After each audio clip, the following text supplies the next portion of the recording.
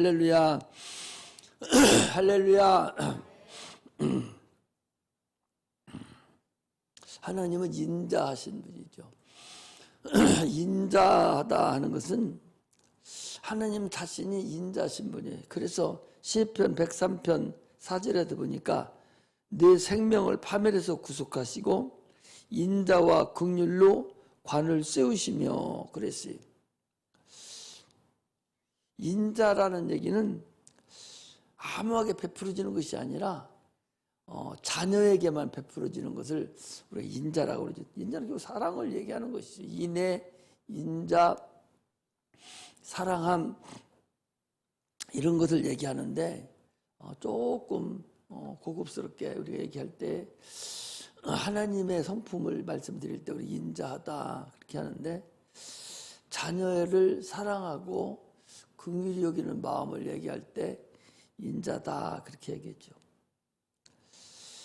하나님이 인자하시다 할 때는 우리는 하나님의 자녀예요. 그래서 우리 인간들을 하나님이 대하실 때 인자하심으로 대하는 거죠.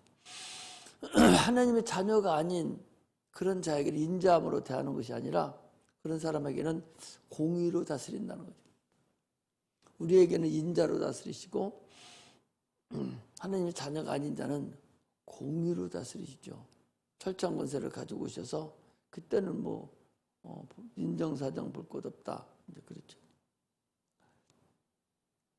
그래서 하나님은 분명하게 그에게 하나님께 속한 자와 속하지 않은 자를 분명히 구분하셔요. 그것이 노아 때도 그랬고 소돔 고모라 성 때도 그랬고 지금도 분명하게 속한 자와 속하지 않은 자를 구별하셔서 형벌한다는 사실을 아셔야 돼요. 그래서 마태복음 13장 47절에 48절에 보면 또 천국은 마치 바다에 치고 각종 물고기를 모은 그물과 같으니 그물에 가득함에 물가로 끌어내고 앉아서 좋은 것은 그릇에 담고 못된 것은 내어버리니라. 말세에 그렇게 교회는요 세상에 친 그물이에요. 세상에다가 그물을 탁 쳐놓은 그물이에요. 여기 그물에 걸려들은 자들, 여러분들 나는 그물에 걸려들은 자인데 주님이 이제 그물에 걸려들은 것 중에서 좋은 것과 나쁜 것을 구별한다는 거죠. 그 여기 들어왔다고 다 좋은 고기가 아니에요. 여기 들어왔다 해서 다 구원받는 게 아니에요. 그물에서 던지는 것도 있어요. 이 말세에는 반드시 그렇게 한다는 걸 아셔야 됩니다. 하나님은 당초부터 우리 인간을 지으실 때 하나님 형상과 모양대로 지으셨다라고 창세기 1장 26절에 보면 그랬죠. 우리 형상과 우리의 모양대로 사람을 만들자. 그래서 사람을 만들었어요. 그런데 골로새서 1장 15절에 보면 그는 보이지 아니하시는 하나님의 형상이에요. 누가? 예수는 보이지 않는 하나님의 형상이요 모든 창조물보다 먼저 나신 자니 그랬거든요. 그러니까 형상은 모양이 없죠. 형상은 하나님이 신이신데 형상이 어디 있어요? 그 형상으로 오신 분이 예수님이요. 그분의 모양을 닮은 것이 우리 인간이죠. 이런 플라스틱 제품 이런 것들은 되게 다 사출기 속에 들어가서 똑같은 것이 시간당 막 재료 만들면 수천 개씩 나와요. 바키스 같은 거, 세숫대 같은 것은 그냥 들어가면 막 수만 개씩 막 쏟아져 나옵니다. 본을 딱 떠놓고 재료가 들어가면 본 그대로 나오는 게 사출기예요. 이게 주님이 본이요, 본. 우리는 거기서 나온 사출기에서 나온 모양대로 주님 본 떠지는 모양대로 만들어진 게 인간입니다.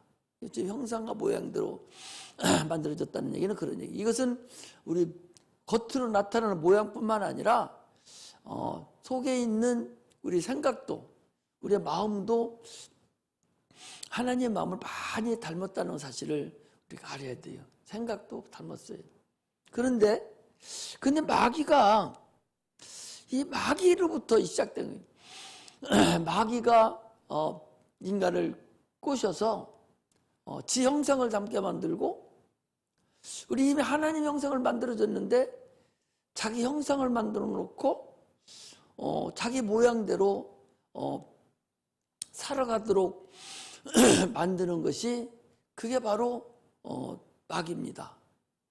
그래서 막 화나고 성질내고 할 때 자기 거울 한번 본 사람 손들어 봐. 잘 안 봐지잖아요. 근데 그때 보면 진짜 마귀 같아요. 눈은 불써 있고, 여러분 지금 앉아있는 그 자세가 가장 천사 같아요. 그 어떤 때는 보면 아닌 것도 같아요. 성질내고 욕심 부리고 짜증 부리고 퉁방 필 때는 이건 여지없는 마귀 새끼예요. 아마 마귀가 그렇게 생긴 거야. 그래서 하나님 형상과 모양대로 하나님 우리를 지으셨다라는 사실을 우리가 알아야, 특별한 목적을 가지고 인간을 하나님이 지으셨어요. 그래서 하나님께서 우리를, 특별한 목적이 뭐냐? 하나님이 인자하신 하나님께서 그 인자함이 어떻게 나타나느냐? 독생자 예수님을 보내준 거예요. 진짜로 예수가 아니었으면 나는 영원한 지옥 형벌을 받을 수밖에 없는 자인데, 예수 그리스도로 인해서 내가 구원함을 받았다. 이게 와닿아야 된단 말이죠. 응? 여러분들 이게 와닿아야 돼. 내가 오늘 아침에 새벽 기도 나와가지고 기도하면서 우리 찬양한 우리 최규진, 김성은, 우리 이성현, 이런 선생님들이 참으로 이들이 찬양에 거하시는 주님 만나게 해주세요.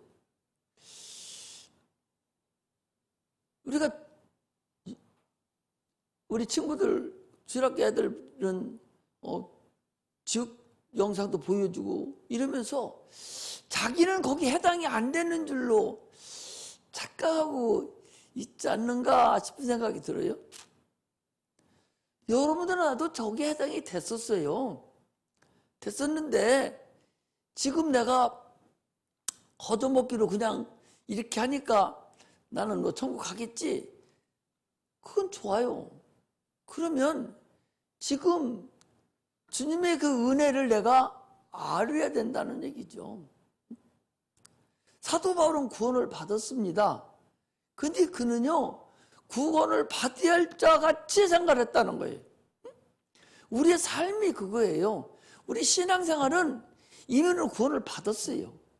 구원을 받았으면 앞으로 구원을 받아야 될 사람 같이 주님을 섬기고 그분께 충성을 하고, 그분이 우리를 십자가 못 박혀 죽으신 그 하나님 인자하심에 내가 아주 탐복해서 그 생각만 해도 울적해지는 그런 마음이 우리에게 있어야 하나님이 여러분들의 나를 진짜 백으로 여기시고 우리를 긍휼히 여겨주시고 우리를 사랑해 주셔요. 엊그제도 여기 주님의 발자국, 그걸 볼 때 모래 위에 발자국, 나는 그것만 얘기만 해도 울적거려요. 그렇게 어려울 때 주님께 나를 업어서 참으로 여기까지 오늘까지 인도해 주셨다는 것만 생각해도 기가 막힌 거예요. 얼마나 발을 동동거리고 얼마나 애를 쓰고 막 그랬는지 몰라요. 근데 그때 발자국이 하나뿐이 없었는데 평상시 잘 될 때는 발자국 2개가 있었어요. 그런데 어떤 때 내가 진짜로 어렵고 힘들고 어떻게 하면 좋겠는가 막 할 때는 발자국 하나뿐이 없어. 그 왜 그러냐고. 그러니까 주님 너를 얻고 갔다는 거야. 주님이 아니었으면, 예수님이 이 땅에 오시지 않았으면 우리는 영원한 지옥 형벌을 받아야 되는데, 어떻게 내가 이런 가정에 태어나고 내가 어떻게 이렇게 은혜를 받게 돼서 주님을 알게 되었는가. 그래서 구원을 이루고 주를 찬양하게 되고 하나님께 영광을 돌릴 수 있는 그런 자가 됐는가. 이 생각이 나를 항상 여기만 앉아있으면 억눌려야 돼요. 근데 오늘 성도들은요, 조금만 예수 믿으면 노련미로 예수를 믿으려고 그래요. 노련미로. 신앙생활 노련미로 하는 게 아니요. 신앙생활 물음으로 하는 거예요. 신앙생활 눈물로 하는 거예요. 근데 노련미로 하려고 한다고? 전혀 주님과 관계없는 그냥 종교생활로 모양만 갖추려고 하면 안 된다는 거예요. 물론 모양이 있어야 돼요. 경건의 모양이 있어야 돼요. 예배라는 경건의 모양이 있어야 돼요. 그 모양 안에 경건의 능력이 겸비되어야 됩니다. 모양이 없고 능력만 나타내면 그것 또한 잘못된 거예요. 경건의 모양도 있고 그 모양 안에서 능력이 갖춰져야 됩니다. 그게 온전한 신앙생활이라는 것을 우리가 알아야 돼요. 주님께서 요한복음 3장 16절에도 하나님이 세상을 이처럼 사랑하사 독생자를 주셨으니, 이거 하나님이 세상을 사랑했다는 거예요. 그 독생자를 주셔서 그를 통해서 우리가 구원에 이르는 그것을 우리가 다시 한번 생각해야 돼요. 신앙은요, 우리가 택하는 거예요. 복과 생명을 네 앞에 두었으니 너와 네 자손을 위해서 너는 생명을 택하라. 복과 생명은 같은 소리예요. 구약에서는 복이라고 그러고 신약에서는 보통 생명이라고 그래요. 복과 생명을 택하는 거예요. 이건 자기가 택하는 거예요. 신앙생활은 자기가 택해야 되네요. 하나님 아들 예수님이 이 땅에 온 것은 인간을 구원하시러 오는 것은 아니에요. 물론 크게 보면 구원이죠. 인간에게는 은혜를 베풀어 주시러 오셨어요. 내 은혜 안에 너희들이 들어오라는 거예요. 구원이 주님의 진짜 목적이었으면 전능하신 하나님이 싹 다 구원시켜버리고 끝이죠. 은혜를 베풀러 오셨다니까. 그 은혜 안에 너희가 택하라는 거예요. 은혜를 택해서 구원 안에 너희들이 들어오라는 거예요. 이게 하나님 의지를 주신, 인간을 로봇으로 만드시지 않은 근본이거든요. 너희들이 택해야 돼요. 신앙은요, 택하는 겁니다. 아무리 말해도 안 믿어지는 건 어쩔 수가 없어요. 하나님 말씀이 아무리 깨달아지지 않는 한은 이거 어떻게 하는 거예요? 아니, 밥상 갖다 놓으면 지가 떠 먹여야지. 그래도 못 먹어서 입 벌려서 넣어놨으면 씹기는 지가 해야 할 거 아니요? 뱉어버리거든요. 그거 저주받은 거예요. 불쌍한 거예요. 그걸 위해서 우리는 기도해 줘야 돼요. 그렇게 하면 안 되니까 불쌍한 마음으로 지옥 가는 것을 내가 볼 수 있어야 된다는 사실을 우리가 아셔야 됩니다. 하나님은 법칙을 초월하지 않아요. 절대적으로 하나님이 내리신 그 구원의 법칙이 있어요. 그 법칙 안에서 우리가 이루어지는 것들이지 그냥 하는 게 아니라는 사실을 알고서 신앙생활을 해야 됩니다. 아니, 없는 하나님을 있다고 가정을 치고 예배한다? 그게 아니에요. 반드시 그분은 살아계셔요. 살아계셔서 지금은 온 만물을 붙잡고 계시고 통제하고 계셔요. 여러분 코로나 금방 끝날 것 같아도 안 그래요. 계속적으로 변이가 생겨서 이거 하나님 손대지 않으면 오래 간다고 봐야 돼. 어느 세대에나 수천 세대가 넘으면서 계속적으로 이런 일이 있었어요. 다 하나님의 손길 아래에서 이루어졌던 사건들이지. 전 세대에도 흑사병 같은 걸로 인해서 수천만 명이 죽어나갔던 걸 알아야 돼요. 하나님이 역사하지 않으면 불가능한 거예요. 그러므로 하나님이 살아계심을 인정하고 그분께 회개하고 그분께 무릎 꿇는 방법 외에는 세상 제 아무리 지가 아무리 좋은 약 만들어내도 그거 다 헛거라는 사실을 아셔야 돼요. 오늘 본문이 그런 거예요. 지혜는 하나님 앞에 있는 거예요. 세상 지혜, 세상 지식은 초등학문이라고 그랬어요. 그건 별거 아니라니까. 근데 그것이 최고인 줄로 알고 있어요. 하나님은 우리에게 뭔 말씀하시냐? 하나님과 우리 관계를 하나님 뭐라고 했는거니? 에베소서 6장 1절에 3절에 보면 자녀들아 너희 부모를 주 안에서 순종하라. 이것이 옳으니라. 네 아버지와 어머니를 공경하라. 이것이 약속이 있는 첫 계명이니 이는 네가 잘되고 땅에서 장수하리라 그랬어요.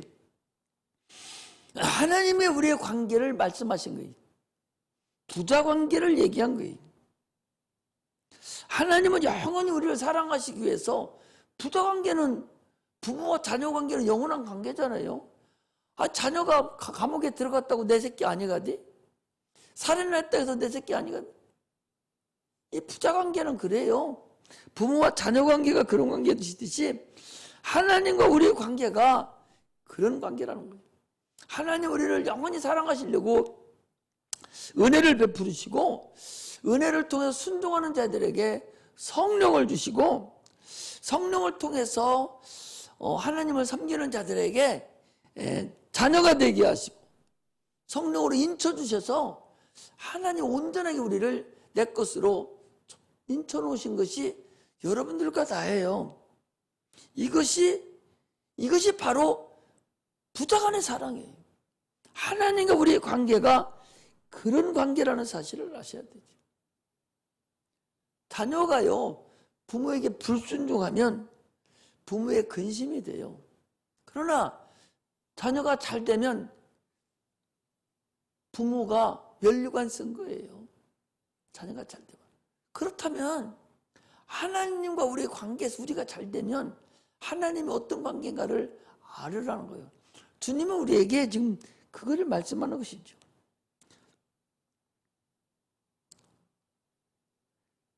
계시록 10장 10절에 보면 이런 게 있어요. 내가 천사의 손에서 작은 책을 갖다 먹어버리니 내 입에는 꿀같이 타나 먹은 후에는 내 배에서 쓰게 되더라 그랬어요. 하나님과 우리의 관계, 예수님과 하나님의 관계는 부자 관계거든요. 그럼에도 불구하고 순종과 복종이 되어 있어요. 예수님은 아버지께 고난을 통해서 순종했다 그랬어요. 복종했다 그랬어요. 순종이라는 넓은 의미에서 부모의 마음을 이해하고 내가 그 부모의 마음에 순종해야 될 이유를 알고 행하는 걸 순종이라고 그래요. 그런데 복종이라는 것은 나는 원치를 안 해요. 뜻도 이해할 수가 없어요. 그런데 나를 쳐서 복종시키는 거예요. 그게 바로 하나님 말씀을 받아 먹으라. 내 입에서 꿀같이 달더라 하는 거랑 똑같아요. 다시 말씀드리면 내가 예배를 드리면서 내가 이렇게 살아야지 했어요. 목사님 말씀 들어보니까 진짜 복이 있네. 좋으신 말씀이고 내가 행해야 되겠구나. 그때는 내 입에서 달아요. 그런데 밖에 밖에 나가서 행하려고 하면 그게 쓴 거야. 그게 복종이고 그게 순종입니다. 항상 우리의 신앙은 하나님 뜻대로 살아야 되겠다고 내가 마음을 먹잖아요. 입에서 달잖아요. 막 환영하고 좋습니다. 그런데 그걸 행하려고 할 때마다 쓰디쓴 약과 같이 힘들다는 거야. 그런데 그걸 행해야만이 약이 되고 우리에게 복이 된다 하는 것을 말씀하고 있는 것입니다. 그러므로 복종해야 되고 순종해야 되고 하나님 말씀에 같이 가야 돼. 예수님은 순종과 복종하실 분이 아니요. 그분이 어떤 분인데? 전지하실 하나님이셔. 그분이 뭐하러 순종과 복종을 왜 배워? 그분은 전능하신 분이기 때문에 순종하고 복종할 필요가 없어요. 그런데 히브리서 5장 8절에 보니까 받으신 고난으로 순종함을 배웠다는 거예요. 순종이 필요치 않으신 분인데 순종을 필요가 없어. 그런데 배워야만이 순종을 할 수 있어. 그게 주님이셔요. 아니 봐봐요. 돈이 지금 집에 엄청나게 막 큰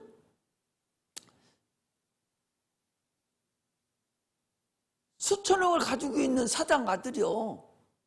사장 아들이 뭐하러 저 밑에서부터 배워 올라와. 배워 올라올 필요 없어. 그냥 바로 부회장 시켜주고 회장 시켜주면 돼. 근데 밑에서 올라오면 배워야 된다니까. 그거나 똑같아요. 주님은 배울 필요가 없어요. 왜? 당연히 그분은 순종 안 해도 되는데 근데 고난을 통해서 순종을 배워서 인류를 구원하시는 그런 역사가 나타났다는 사실을 우리가 알아야 됩니다. 할렐루야. 오늘 본문이요. 지혜를 얘기합니다. 이 지혜는 8장을 펴보세요. 8장 22절에 보면 여호와께서 그 조화의 시작 곧 태초에 일하시기 전에 나를 가졌으며 무엇을 가졌다는 지혜를 가졌다는 거예요. 성경의 태초라는 얘기가 세 군데가 나와요.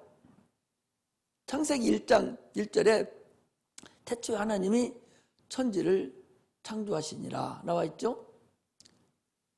또 오늘 본문에 나와 있는 잠언 8장 22절에 거기 태초가 나와요. 내가 지혜라는 하나님이 지혜라는 거예요. 태초부터 이 지혜가 있었던 거죠.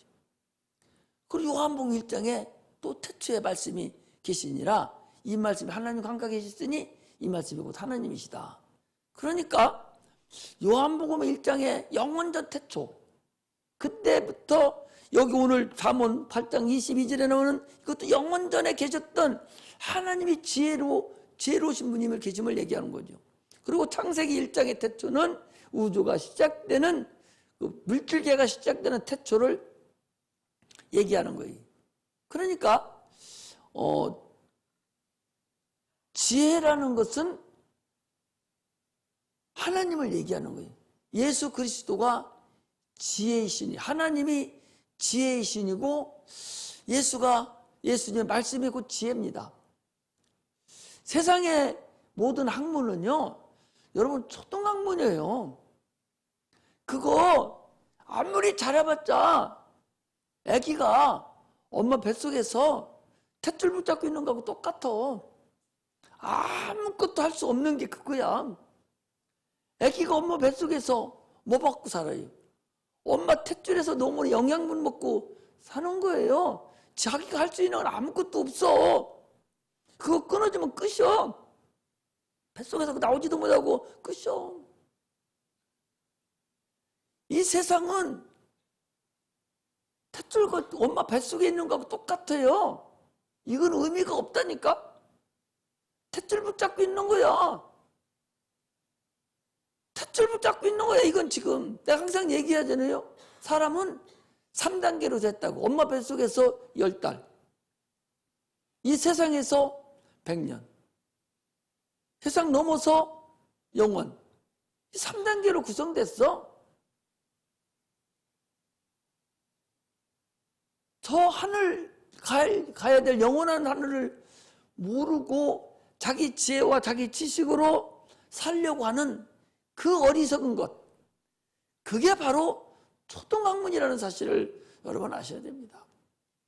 그 초등학문 그거 붙잡고 그게 최고인 줄로 알고 똑똑한 줄로 아는 거죠. 하나님을 경외하는 것이 지혜의 근본이건을 그랬거든요. 이렇게 어리석은 자들이 이 세상에 지금 존재하고 살아가는 것을 우리가 볼 수가 있어요. 이 솔로몬이라는 사람은, 솔로몬은 잠언서를 썼을 뿐만 아니라 전도서도 썼어요. 전도서도. 솔로몬은 주님이 말씀하셨어요. 해 아래서 사는 사람들 중에서 안 해본 것이 없이 가장 부자로, 가장 지혜롭게 안 해본 것이 없이 사는 사람이 육체를 얘기하는 거예요. 육체를 최고의 안 해본 것이 없이 사는 자가 솔로몬이에요.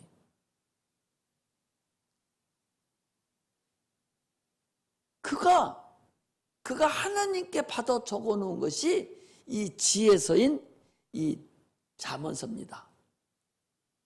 하나님께 받아 적어 놓은 것이 이게 전도서예요.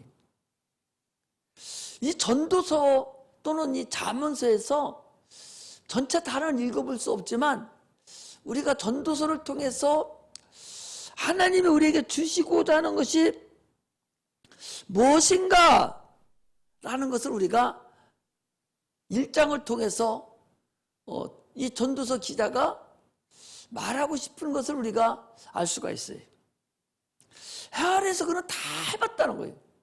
다 안 해본 것이 없이 다 해봤다는 거예요. 그런데 하나님 없이 행했던 모든 것은 다 무용지물이고 하나님 없이 행했던 모든 것은 다 허사더라 그 소리. 그런데 이 미련한 자들이 그렇지 않다는 거예요. 오늘 본문에 거기 보니까 지혜가 길거리에서 부르며, 이 지혜가 누구요? 예수님이셔. 지금도 우리를 부르고 계신단 말이에요. 광장에서 지혜가 소리를 높여서 우리를 부르고 계시고, 지혜가 헌화하는, 이거 뭐 통곡하는 곳이죠. 헌화하는 길머리에서 소리를 지르며, 지혜가 성문 어귀와 성중에서 그 소리를 발하여 가로되, 하나님이 지금 우리를 인류를 향해서 말씀하시는 거예요. 어리석은 것은, 어리석은 자들은요, 어리석음을 좋아한다는 거예요. 끼리끼리는, 자기들끼리는. 거만하고 교만한 자들은 자기의 거만하고 교만한 걸 가지고 기뻐한다는 거예요. 미련한 자들은요, 지혜 있는 자의 말을, 지식을 미워하고 깔보고 책망을 듣지 아니하고 자기들끼리 자기가 똑똑하다고 휘젓는 거예요. 얼마나 어리석은지 몰라요. 조금만 지혜만 있으면, 조금만 지식만 있으면 그게 알랑꼴랑한 건 줄 알고 참으로 어리석은 것을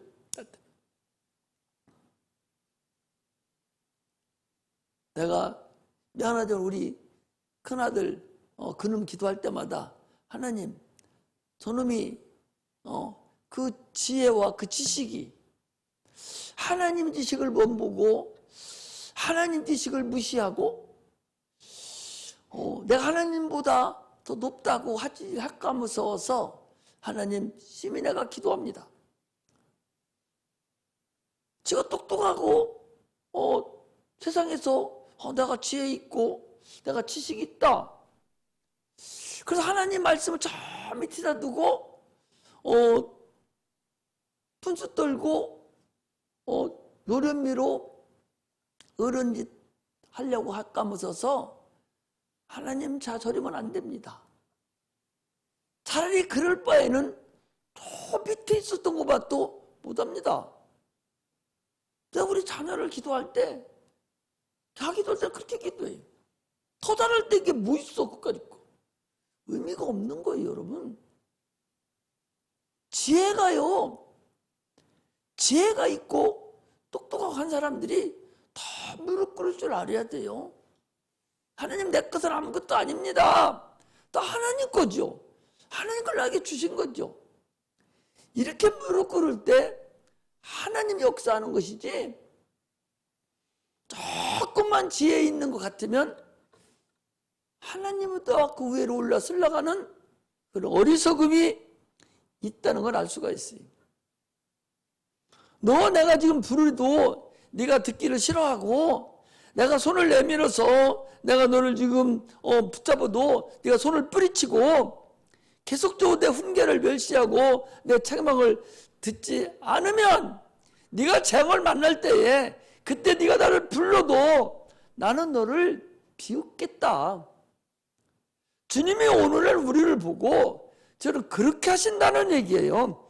너희가 나를 불러도 나는 대답도 아니할 뿐만 아니라 네가 아무리 나를 찾아도 나를 만나지도 않을 것입니다. 왜?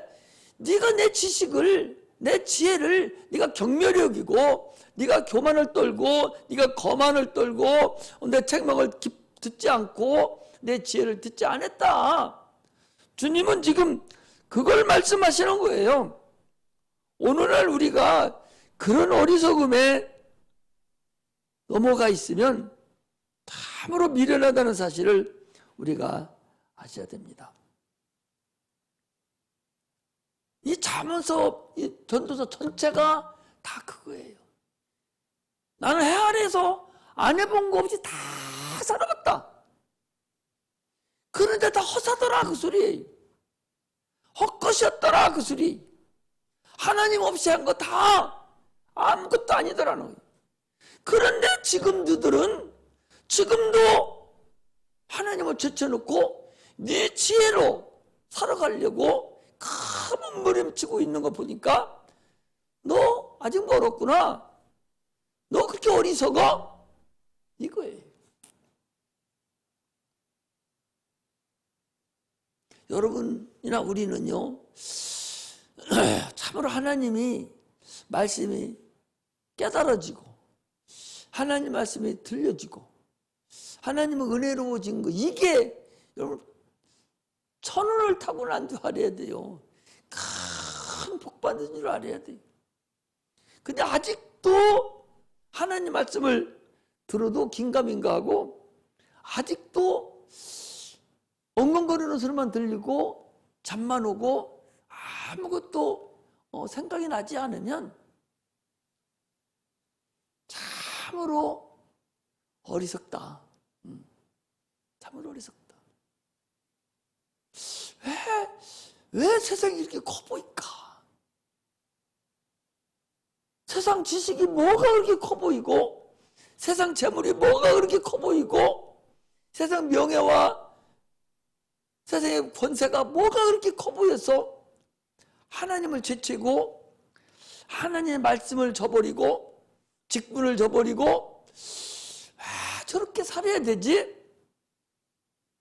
하는 것을 볼 때마다 참으로 어리석게 보이고 참으로 미련하게 보이고 하나님 어떻게 해야 되죠?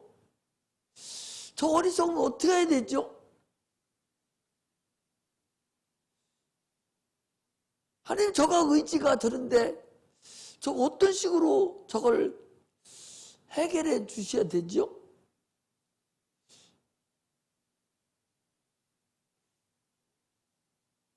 나도 모르겠어요. 그래서 내가 아침에도 하나님 여지 신앙생활 뭐 했다는 거예요? 내가 주님한테 물어봤어요. 어떤 사람 걸. 하나님, 아니 여지까지 신앙생활 뭐 했대요? 아니 지금까지 10여 년 신앙생활 했는데 무슨 신앙생활 했대요? 아니 그렇게 수없이 신앙생활 하면서 하나님 말씀을 그렇게 듣고 그랬는데도 불구하고 하나님 여태까지 종교생활 했대요? 하나님도 그랬어요. 언제 종교생활 했답니까? 그래서 하나님을 직분을 그렇게 저버린대요? 어떻게 해야 되죠? 내가 그랬어요. 하나님이 어떻게 할지 모르겠어요. 아니 그럴 수가 있을까? 하나님이 주시는 직분을, 하나님이 주시는 그 하나님의 은혜를 그렇게 깨닫지 못하고 그렇게 망각하고 그렇게 세상 것이 그렇게 좋아지고 세상 것이 그렇게 무섭고 아니 하나님 그래요? 어떻게 하죠? 이런 마음이 들다 보니까 측은하고 불쌍한 생각이 들더라는 거예요. 여러분 하나님 그런 분이 아니셔. 내가 그냥 아무렇게나 생각해도 아무렇게나 버려도 되실 하나님이 아니요. 예수님께서도 그 인자신 예수님도 하나님의 하나님을 경외하심으로 인해서 들으심을 얻었다고 그랬어요. 하나님은 경외해야 돼요. 그분의 그 인자하심을, 그분의 그 사랑하심을, 그분의 그 능력을, 그 지혜를 경외할 줄 알아야 돼요. 그런데 세상 사람들이 말하는 그런 거 하나만도 못하게 하나님을 저버리는 그런 사람 어떻게 할지 모르겠어요. 절대적으로 신앙생활은요 그게 아니에요. 아까도 얘기했잖아요. 사도 바울은 구원을 받았어요. 그러나 내가 구원을 받아야 될 자것처럼 신앙생활하고 있어요. 오늘날 우리도 구원 받았어요. 지금 신앙생활하는 것은 하나님의 경외함이 전혀 없는 거예요. 하나님을 너무너무 무시하는 거예요. 아니 세상에 그럴 수가 있어? 아니 어제 신앙생활 했으면서 어떻게 하나님을 그렇게 무시하고 그렇게 경외함이 없이 그렇게 값어치 없이 또 세상 사람 어른이 누가 얘기하는 것 같이 그렇게 져버리는 그럴 수가 있냐 그 소리. 그분이 어떤 분인데. 하나님은 구원받은 영혼을 반드시 구별하신다는 사실을 아셔야 돼요. 하나님께 속한 자와 속하지 않은 자 분명하게 하나님은 구별하십니다. 죄인인 인간을 만나러 오신 분이에요. 그분은 의인이에요. 가는 곳마다 생명이 나타났어요.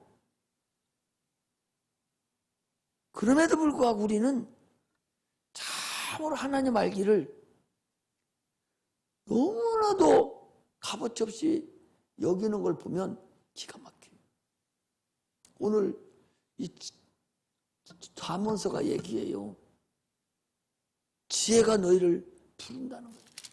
하나님 너를 부르고 광장에서 부르고 헌하는 그 길거리에 부르고 성문 어귀와 성중에서 다 소리를 발해서 부르지만 어리석은 자들이 하나님 말씀을 듣지 않고 오지 않았다는 거예요. 거만하고 자기 스스로들이 날려쳤다는 거예요. 하나님의 책망을 듣기를 싫어하는 거예요.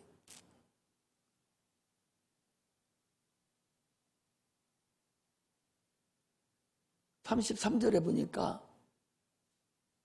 32절에 보니까 31절에 보니까 그러므로 결론은 그러므로 자기 행위의 열매를 먹으며 자기가 행한 대로 열매를 먹으며 자기 꾀에 배부리리라. 죽어버리는 거죠. 어리석은 자의 태부는 자기를 죽이며 미련한 자의 안위는 자기를 멸망시키려니와 오직 나를 듣는 자는 안연히 살며 재앙의 두려움 없이 평안하리라. 주님의 지혜에 탐복하고 지혜를 형률이 여기는, 경외할 줄 아는, 지혜를 따라 살 수 있는 그런 자가 되어야 됩니다. 시간 날 때요, 시간 난다고 내버리고 하지 말고 시간 날 때마다 잠언을 자꾸 읽으셔야 돼요. 지혜가 있어. 잠언을 자꾸 읽으셔야 돼요. 공부 잘 안 되잖아. 그러면 잠자리라고 하고 핸드폰 만지작거리지 말고 공부가 안 된다. 그러면 잠언 펴놓고 한 절에 읽어, 한 장이라도. 그래도 안 되면 또 2장 읽고, 그러다 하면 3장 읽고, 공부 안 되면 그냥 잠언 읽어. 지혜서니까. 그래서 먼저 된 자가 나중되고 나중된 자가 먼저 된다고 그랬어요. 조금도 하나님을 의지하고 하나님을 바라는 자는 결단코 하나님이 저버리지 않는다는 사실을 아시고 주께 영광 돌리는 능력의 종들이 되시기를 주의 이름으로 축복합니다. 기도하겠습니다.